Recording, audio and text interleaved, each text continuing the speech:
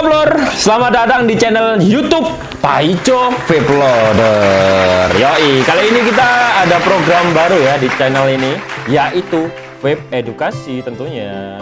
Jadi ini adalah channel terbaru, mau enggak sih itu konten baru aja, yang memberikan informasi edukasi dasar seputar dunia vape tentunya ya. Memberikan ilmu yang mudah dimengerti oleh otak-otak kalian yang cetek. Wah gacuk. Oleh kalian yang bisa dibilang newbie tentunya ya. Nah, yang ada di industri ini tentunya ya apalah Pak KB pokoknya sing nge-vape lah ya. Sebelum kita lanjut untuk melihat video ini, jangan lupa sebaiknya kalian subscribe dulu channelku Paijo Vape Loader, like, share ke teman-teman kalian dan komen sebanyak mungkin ya. Dan biar mungkin bisa berguna juga channel ini buat kalian. Ojo lali lur yoi. So, lanjut. Apa itu vape? Nah, vape atau rokok elektrik adalah salah satu ya jenis dari penghantar nikotin elektronik tentunya. Rokok jenis ini dirancang untuk membantu pecandu rokok tembakau. Nah, agar membantu pecandu rokok tembakau ini mulai berhenti merokok tentunya ya. Nah, dengan beralih dari rokok tembakau ke rokok elektrik, secara perlahan mereka belajar untuk berhenti merokok tentunya. Contoh, harus pakai pot dulu. Yoi, biar kalian tercapai atau sesuai kebutuhan dengan tubuh kalian. Contoh, nikotin itu di dalam tubuh pasti mencari itu. Tubuh itu mencari nikotin pasti. Nah, itu. Rokok kalau dihentikan pasti mencari nikotin di tubuh.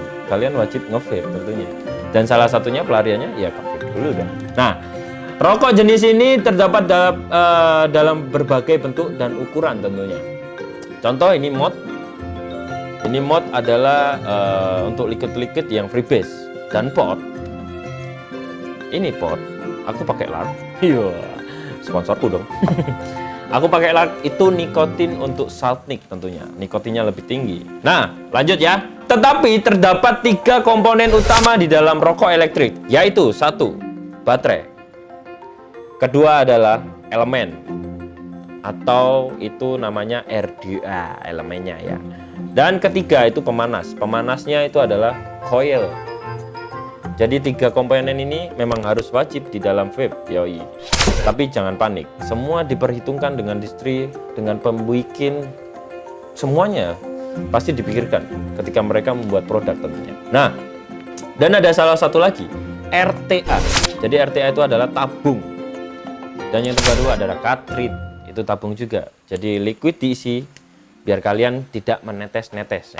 Nah, cairan dalam tabung ini mengandung nikotin, propelin, glikol, atau glycerin ya, serta menambah rasa seperti rasa buah-buahan dan ya creamy, bisa dibilang coklat, roti dan banyak yang lainnya. Beberapa rokok elektrik memiliki baterai dan cartridge yang dapat diisi ulang. Contoh ini pot, ini namanya open system, jadi bisa diisi ulang. Ada tempat untuk dibuka. Kalau untuk RTA, jadi tinggal diganti coil, ya gitulah. Tapi kalau untuk RDA, dia wajib ditetes-tetes. Contoh seperti ini. Nah, ini coil, ini kapas, wajib ditetes-tetes, guys. Yoi. Nah, lanjut. Kemudian rokok elektrik bekerja dengan cara memanaskan cairan yang ada di dalam tabung atau di RDA tentunya ya. Kemudian menghasilkan uap. Contoh seperti ini. Nah, itu uap, bukan asap. Tolong ya dibedakan. Asap sama uap itu beda. Asap itu bikin batuk, uap itu ya kayak embun. Yoi. Nah, yang umumnya mengandung uap ini yang umumnya mengandung berbagai zat kimia. Tapi kimia yang ya tolong, kimia yang sangat-sangat baik untuk tubuh kita tentunya ya. Yang sudah dipikirkan oleh brewer-brewer, bukan kimia-kimia yang asal-asalan, guys. Pengguna penghisap zat kimia ini langsung dari corongnya atau lubang ini. Yoi. Ini namanya lubang RDA. Apa sih, Cuk? Ya ngono lah. Yang pastinya ada lubangnya, guys. Kalau nggak ada lubang, nggak ada uap. Nah, sejarah vape itu sendiri, vape masuk di Indonesia itu di tahun 2012 tentunya ya. Seiring berkembangnya zaman, vape terus berkembang di Indonesia tentunya. Karena banyaknya masyarakat Indonesia yang bisa dibilang pergi melancong dan dia pulang bawa-bawa vape itu tadi. Ya contoh dulu masih kalian masih ingat lah ya, rokok kayak rokok elektrik yang bentuknya rokok terus bisa ngeluarin asap itu atau uap tapi nggak dibakar. Nah itu 2012 awal dari vape masuk di Indonesia tuh. Nah banyak yang berdatangan dari luar negeri datang ke Indonesia membawa produk itu tentunya ya, dan dibawa ke daerahnya masing-masing. Nah hal ini menyebabkan banyak orang yang beralih dari rokok konvensional ke vape tentunya atau rokok elektrik ya, sehingga menjadikan permintaan vape di pasaran meningkat drastis. Yoi. Nah, awal dari masa suram vape itu sendiri di tahun 2014 menjadi tahun yang sangat suram bagi industri vape atau di dunia vape di Indonesia tentunya.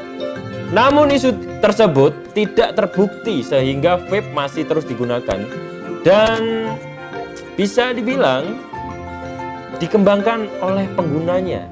Contoh brewer semakin banyak, distributor semakin banyak, dan lain-lainnya tentunya.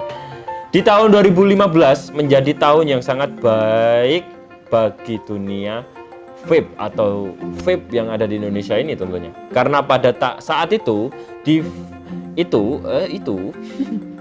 vape mengalami kejayaan dan semakin banyak orang yang menggunakan.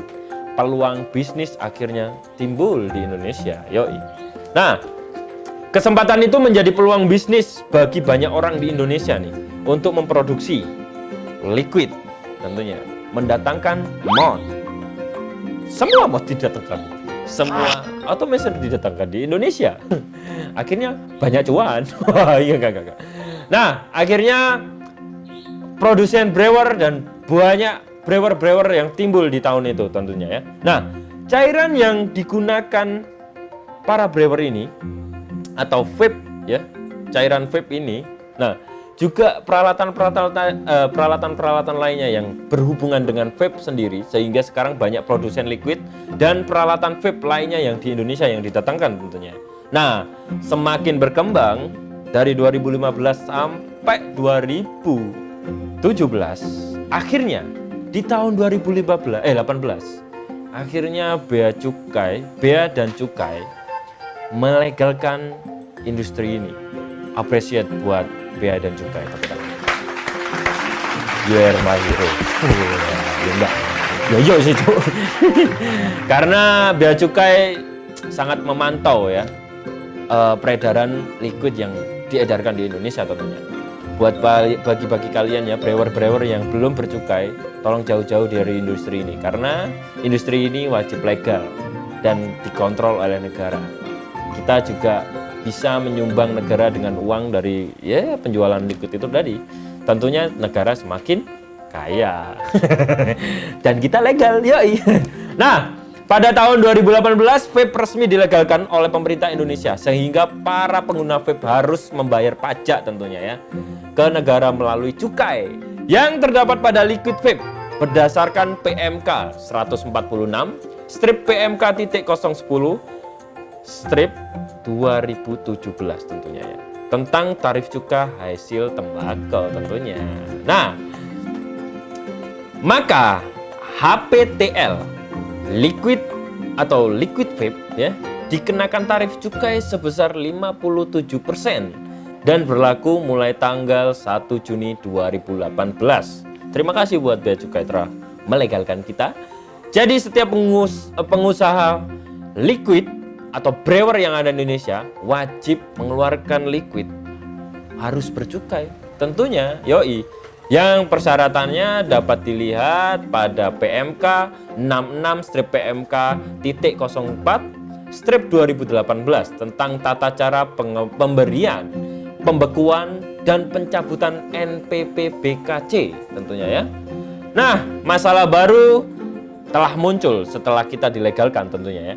Setelah vape dilegalkan oleh pemerintah, muncul permasalahan baru yaitu ditemukan liquid dengan campuran narkoba. narkoba. Saya aja nggak pakai dong. Ya amit-amit lah, saya nggak pakai dari kecil lah tentunya. Sehingga menimbulkan narkoba ini sehingga menimbulkan keresahan bagi pengguna vape dan masyarakat awam tentunya. Ibu-ibu, bapak-bapak, siapa yang Jadi para orang tua, para saudara sempat memberikan statement yang vape itu narkoba, berbahaya untuk kesehatan kalian. Jadi tolong diedukasi para keluarga yang terdekat kalian tentunya.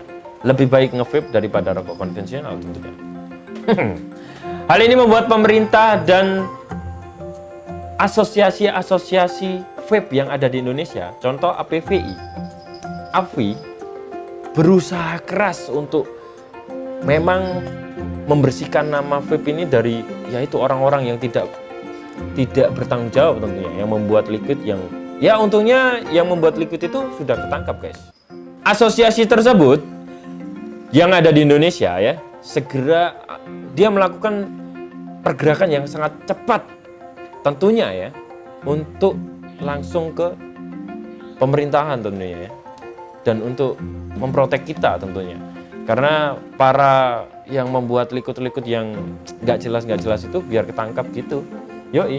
Ya terima kasih untuk asosiasi-asosiasi yang sudah ada di Indonesia telah memperjuangkan kelegalan ini, membentengi kita dari isu-isu yang nggak jelas dan para orang-orang yang tidak bertanggung jawab di industri ini tentunya. Ya permasalahan tersebut atau permasalahan dari narkoba mengembalikan citra baik vape di kalangan masyarakat tentunya. Itu dari ya appreciate untuk APVI, APVI yang sudah ada di APVI dan PAVI tentunya. Yang sudah berusaha payah untuk mengembalikan nama di ya ini industri kita, hobi kita, lifestyle kita. So, change your lifestyle, yoi. Why smoke if you can vape, guys? Terima kasih sudah melihat video ini dan jangan lupa subscribe ya, komen dan beri komen lah, share ke teman-teman kalian. Kali aja video ini membantu buat kalian kan. So, sampai jumpa untuk konten lain-lainnya. Wassalamualaikum, bye bye. Jangan zina.